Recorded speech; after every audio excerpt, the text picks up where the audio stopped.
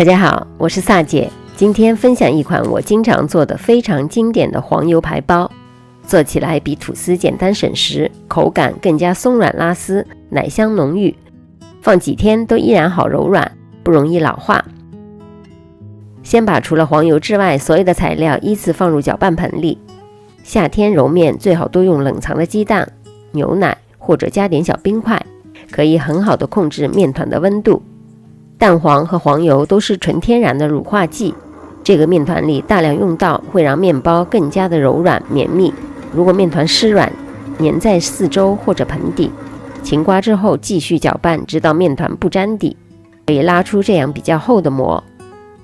放入室温软化的黄油，中速搅拌，直到面团不沾底，也不粘手。拉开出现很轻薄的膜，捅破边缘也是十分光滑的，就说明面揉好了。把面团整理折叠，表面变光滑了。面团出缸的温度不要超过27度，碗里喷一点油防粘。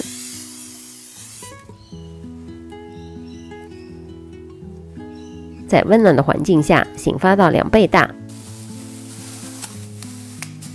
面团的体积发到差不多2倍了，做个 poke test， 面团不回缩就代表发酵的刚刚好。不需要揉面，分成12份，每份大约60克。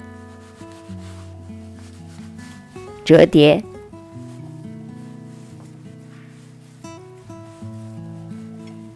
底部收好，滚圆，封口朝下，盖上保鲜膜，松弛15分钟。取一块面团，光滑面朝下，按压排气，擀成一个宽大约10到12厘米，长度20多厘米的长方形。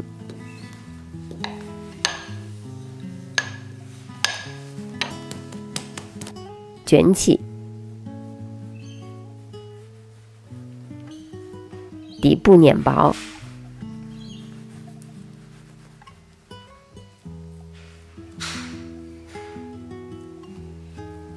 放在28厘米宽的正方形烤盘里，刚好可以放2排，每个面团之间稍微留一点间隔。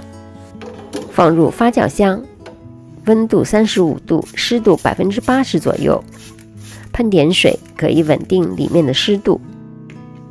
发酵好的面团非常的轻盈有弹性，轻按之后小凹痕会慢慢的回弹。预热烤箱至175度，放入烤箱中下层175度烤18到20分钟左右。如果你用的烤盘比较深，需要多烤几分钟，直到表面变成金黄色。取出之后趁热马上刷一层融化的黄油，然后转移到架子上散热放凉。这款黄油排包真的太软了，轻轻一撕就拉丝，组子蓬松，奶香十足，入口即化，放几天都不会变硬。可以这么手撕着吃，也可以搭配果酱、花生酱来吃。如果你也喜欢做面包，不妨在家试试这款简单好吃的黄油排包。离开前别忘了点赞、订阅或者留言支持我。我们下集再见。